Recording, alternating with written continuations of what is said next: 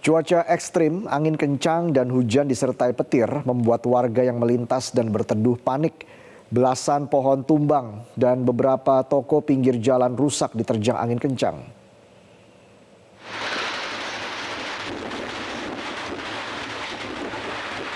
Hujan yang berlangsung sejak siang hari disertai angin kencang dan sambaran petir membuat warga dan pengendara yang berteduh di pinggir jalan panik. Belasan pohon tumbang di sepanjang Jalan Bogor Bekasi dan alternatif Cibubur Jonggol.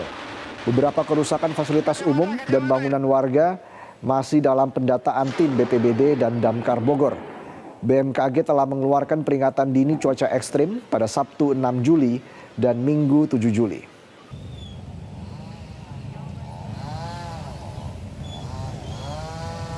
Jelajahi cara baru mendapatkan informasi. Download Metro TV Extend sekarang.